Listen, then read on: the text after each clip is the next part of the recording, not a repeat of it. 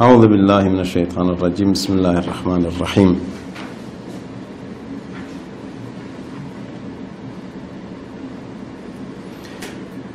رب اشرح لي صدري ويسر لي أمري واحلل عقدة من لساني يفقه قولي إن الله يحب التوابين ويحب المتطهرين اللهم صل على محمد.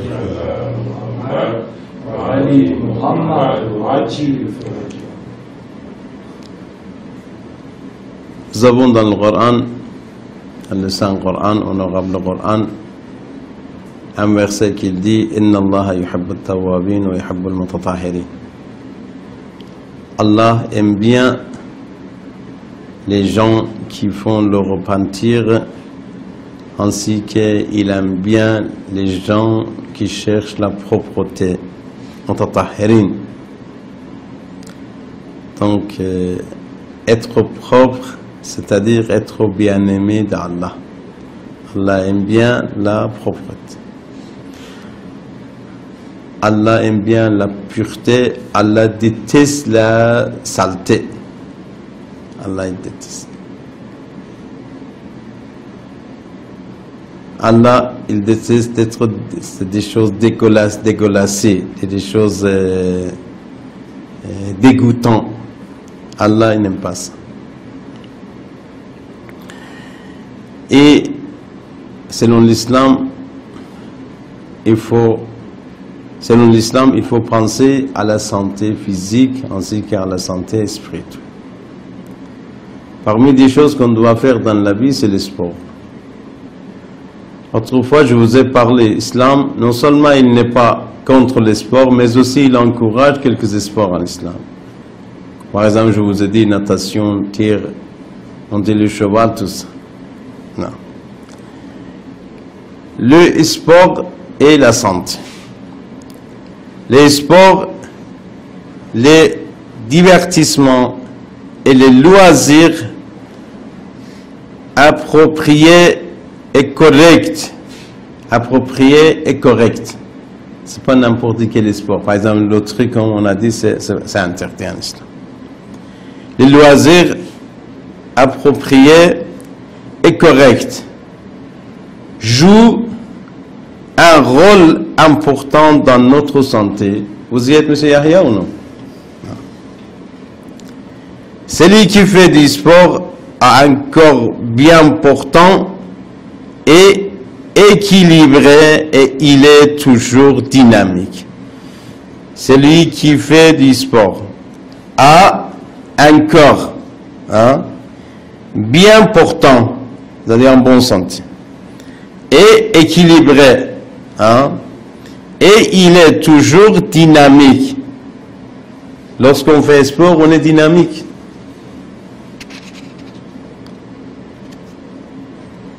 Et épanoui. Les sports et les loisirs sont recommandés en islam. Les sports et les loisirs sont recommandés en islam. Notre prophète, sallallahu alayhi wa sallam, notre prophète majestueux, dont toutes ses paroles sages et comportements vertueux et à apprendre à aimer le sport. Rasulullah encourage. Nous voyons que notre cher prophète participait aux compétitions de tir à l'arc. Voyez? Nous voyons que notre cher prophète participait en personne aux compétitions de tir à l'arc. De tir à l'arc. N'oubliez pas ça. Course de chevaux. Voyez? Course de chevaux. La marche rapide. La marche rapide.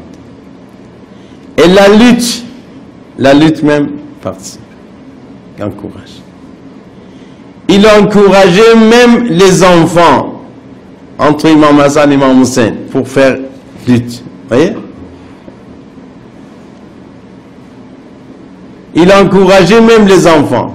Les jeunes et les adultes à faire du sport et de prendre part aux compétitions. Vous savez, Rasulullah sallallahu alayhi wa sallam, tout ce qu'il a fait, c'était à Médine. Mais lorsqu'il était arrivé à Médine, il avait quel âge? Il avait 53 ans. Hein? Il était à mon âge, à peu près. C'est à mon âge de participer dans les compétitions et courir avec les gens, faire sport. C'est pas facile, mais quand même il a fait ça pour encourager les gens.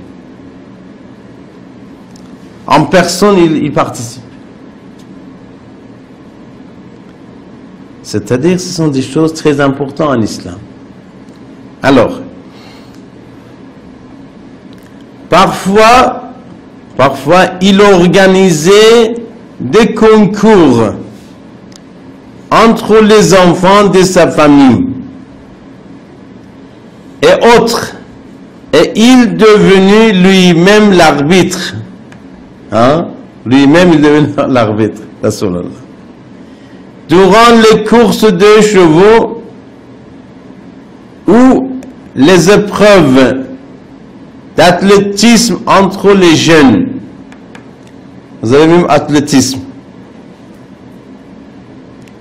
Vous savez c'est quoi l'athlétisme? Voilà. Ah, vous faites ça. Voilà. Alors, ce sont des choses encouragées en islam.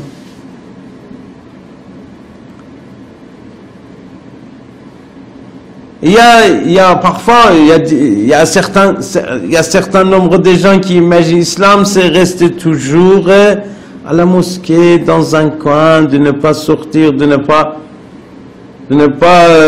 comment on dit ça, fréquenter les gens. Non, l'islam, c'est pas ça. L'islam, comme je vous ai dit, l'islam, c'est une religion plutôt sociale. Il faut faire adoration à l'heure, mais il faut faire sport à l'heure, il faut manger à l'heure, il faut vivre, il faut travailler, il faut gagner l'argent. C'est l'islam. Qu'est-ce qu'il a dit Amir al-Mu'minin Ali ibn Abi Talib alayhi salam? Il a dit, tu dois programmer pour la vie future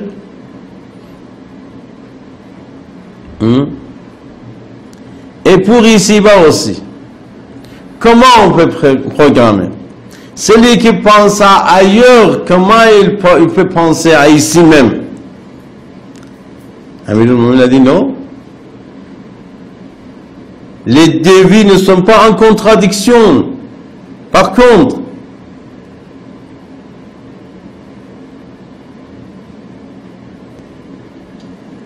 il dit i'mal la'akhirati ka'annaka tamutu ghada. Fais pour ta vie future comme tu vas mourir demain matin. C'est-à-dire si tu as endetté, rembourse. Si tu as embêté quelqu'un, il faut lui demander pardon. Si tu as fait des bêtises, des péchés, il faut faire repentir. Il ne faut pas laisser. Tout de suite. Parce qu'on ne sait jamais, demain on est vivant ou non. Hein? Mais il dit, fais pour ici-bas comme tu vas rester éternellement. Hein? I'mal li'akhiratik, si je me trompe pas, i'mal li'akhiratik ka'annaka tamutu ghadan. Fais pour ton avenir, la vie future, comme tu vas mourir demain. C'est-à-dire il faut être prêt à partir. Mais i'mal li'dunyaka ka'annaka ta'ishu abada. Fais pour ta vie d'ici-bas d'une manière comme tu vas rester éternellement. C'est-à-dire il faut programmer. L'islam c'est deux choses.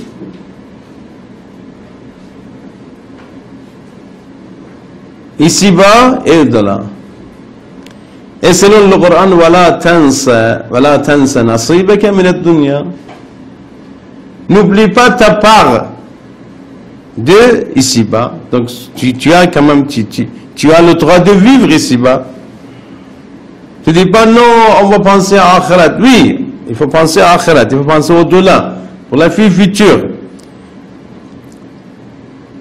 Il ne faut pas désobéir à Allah, il ne faut pas faire des bêtises, il ne faut pas embêter les gens, il ne faut pas médire, il ne faut pas... Bon, il y a trop de choses, il ne faut pas. Mais quand même, il faut penser à des choses halal, licites qui existent dans le monde. Alors, bon. Donc, il devenait, Rasulallah, ou bien les imams, l'arbitre, et pour encourager les sportifs, il leur donnait des primes aussi. Vous voyez, même des primes, il donnait des primes. Alors, ça y est, c'est fini. Le sport, c'était un bref, mais quand même bon. L'environnement et la santé. Ça, c'est très important. L'environnement et la santé. Parfois, on pense à nous-mêmes. On est vraiment individualiste. On ne pense pas à la santé, à la hygiène, c'est-à-dire à l'environnement, c'est-à-dire à l'hygiène publique. Hein? On boit jus d'orange et la boîte on jette par la fenêtre. C'est pas bon ça. On utilise des mouchoirs, après on jette dans la rue. C'est pas bon ça. C'est pas bon. Pollution de la mer. La mer c'est pour tout le monde. Pollution de l'air, de l'atmosphère. C'est pour tout le monde, on ne doit pas, on n'a pas le droit.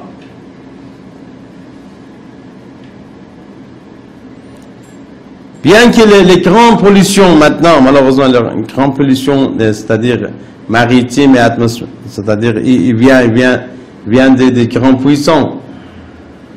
Ce sont les Américains, les Français qui polluent les mers, l'atmosphère, tout ça. Mais, de toute façon, de côté humain, c'est pas autorisé de faire ça. Même nous-mêmes, en tant qu'un individu, on ne doit pas salir la mer, l'atmosphère, l'air, tout ça. Même la rue. Vous savez, je vous donne une histoire, je vous raconte une histoire, ça m'a intéressé beaucoup, j'ai jamais oublié ça. Il y avait un frère musulman en France, c'était un dimanche, il m'a invité, il m'a dit, Jéramati, on va faire un pique-nique, moi, mes enfants et toi. J'ai dit d'accord. À peu près 9h du matin, on a quitté la ville, on est allé dans le montagne. Il m'avait invité, il était lui-même, avec des petites filles, c'est ses filles, c'est-à-dire. Et après, une fois arrivé dans la montagne, on a mis le tapis, on est bien installé. Bon, à midi on a mangé, mais quand même il y avait des ordures. Hein? Lorsqu'on a décidé de rentrer, il a ramassé toutes les ordures. Il l'a mis dans un sachet, il l'a mis dans sa voiture. Hein? Et après, il a dit, il faut pas salir l'environnement. Il ne faut pas salir l'environnement. Une fois arrivé à la ville, il l'a mis dans la poubelle. Vous voyez? C'est ça l'islam. L'islam aime bien ça. Être à l'heure, être ponctuel, être propre, ne pas salir, ne pas polluer l'environnement. Ce sont les enseignements islamiques. L'islam aime bien ça. Alors, l'environnement et la santé. Quelle rue propre, quelle belle avenue, quel beau quartier. Vous voyez? le lieu d'habitation propre. Et ça joue un rôle très important dans notre santé. Vous voyez?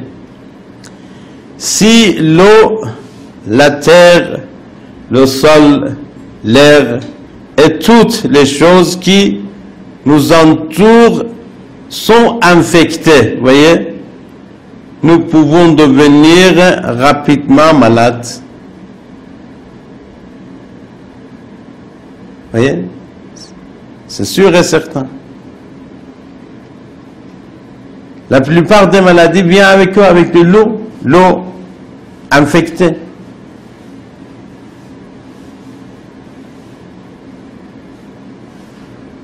Pourquoi Rasulullah sallallahu alayhi wa sallam dit il faut couper les ongles? Et après, il dit parce que avec les ongles, il y a de quoi? Il y a des microbes, il y a des bactéries. Mais à l'époque, ils ne savaient pas c'est quoi bactéries. Il y avait des satans dedans. C'est des êtres qui nous embêtent. Vous voyez? Alors,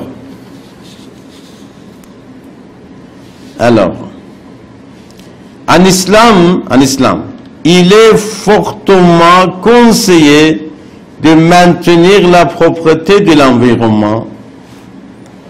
En islam, fais attention, en islam, il est fortement conseillé de maintenir la propreté de l'environnement. Vous y êtes ou non?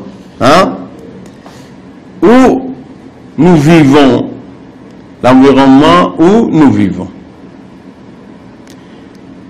En voici quelques exemples. Il est recommandé de planter des arbres en islam. Il est recommandé de planter des arbres. D'ensemener les champs libres et de multiplier les espaces verts. Oui, en islam.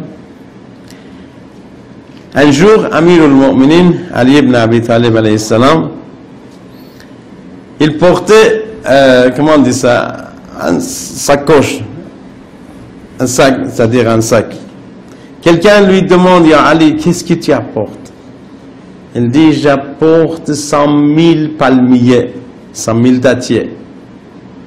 Le monsieur, il a rigolé. Ali, qu'est-ce qu'il dit, Ali?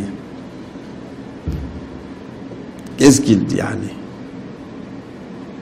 Alors, Imam Ali, lui-même, il a préparé le terrain, il a planté 100 000.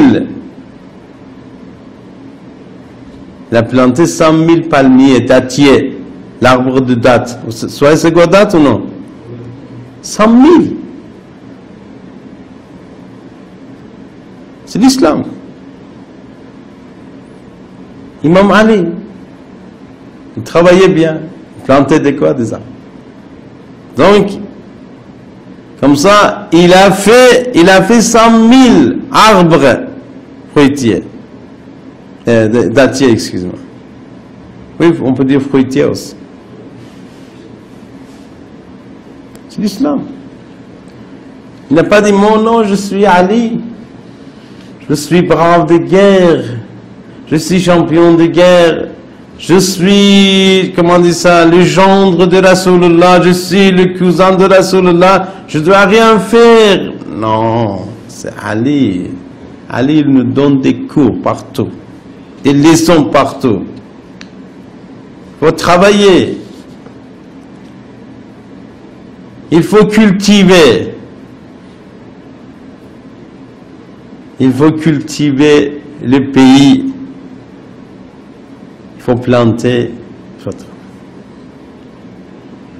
Un jour, il travaillait avec il avait un employé, ils travaillaient ensemble.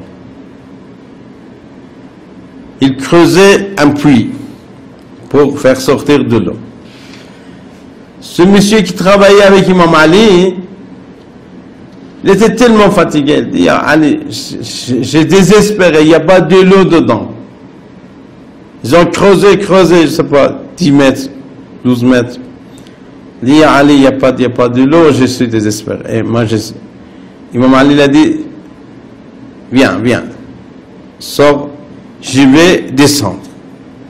Lui-même, il est descendu. Il a pris il a dit Allahu Akbar, il a creusé. Hein? Et soudainement, c'est l'eau qui sort. Il dit Allahu Akbar. L'eau qui sort. Lui-même aussi, il monte. Une fois arrivé en haut, moitié de corps dans le puits, moitié à l'extérieur. Il a dit amenez un stylo. Qu'est-ce que tu vas faire, aller? Amener un stylo. Voilà. Il a amené un stylo.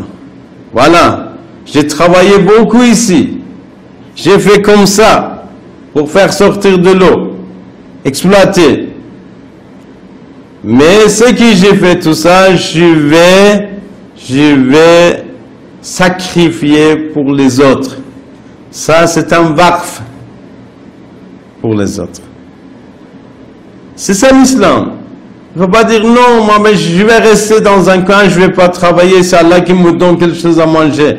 Non, l'islam, il faut être comme Ali. Il faut travailler pour toi-même et pour les autres aussi.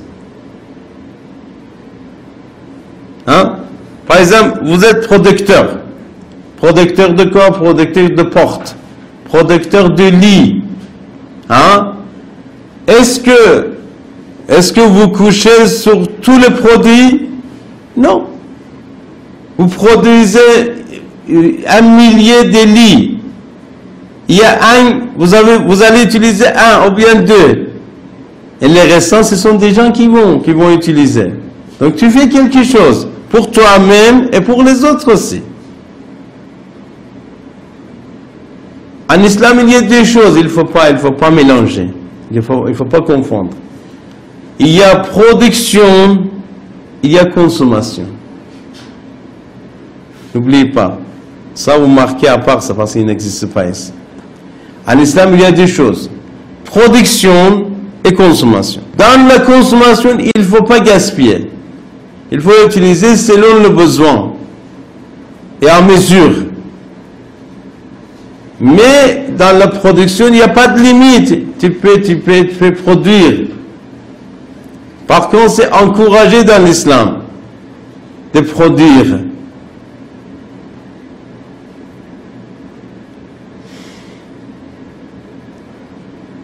Alors n'oubliez pas, dans l'islam, il y a 2 choses. Consommation et production. Dans la production, il n'y a pas de gaspillage. Il faut produire plus en plus. Mais dans la consommation, lui, il y a des limites. C'est interdit de gaspiller, de prodiguer, de dépenser n'importe où. C'est l'islam. Alors,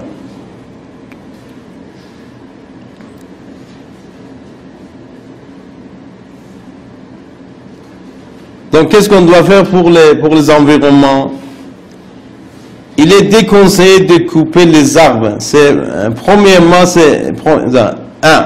il est recommandé de planter des arbres. Hein? Et 2, il est déconseillé de couper les arbres ou d'arracher les branches. Voilà. En islam, c'est pas bon. Et 3, il n'est pas permis de nuire les animaux qui ne nous causent pas de danger. Oui. Même lorsqu'on chasse, en islam, chasser, c'est...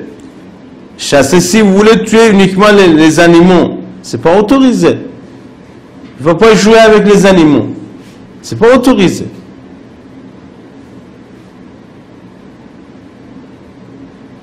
Et chasser comme ça pour loisir, non. En islam, c'est pas autorisé. Il faut faire attention. Mais autre chose, si vous voulez gagner la vie, c'est pour, tu as besoin de manger, et c'est l'heure de quoi? De chasser, c'est l'heure de la chasse, et tu es autorisé de faire. Mais c'est pas pour loisir. J'aime bien tuer les animaux. Non, c'est pas autorisé ça. Vous savez, en islam, il y a des professions qui sont déconseillées.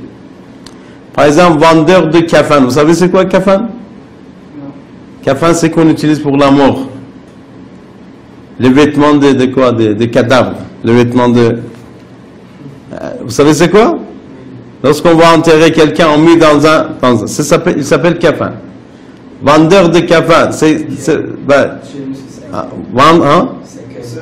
Ah voilà. Cercueil, non. Ah oui, c'est cercueil. Mais dans le cercueil, quand même, il est dans un... Voilà. Donc ça, en islam, c'est déconseillé. Parce que vendeur de cercueil, toujours il souhaite qu'il ait les gens morts. Vous voyez? Voilà. C'est pour cela que c'est pas commandé. Alors, il y a des choses qui n'est pas recommandées en islam. Bon, étant donné que le temps ça va terminer, je vous dis assalamu alaikum wa rahmatullahi ta'ala wa barakatuh.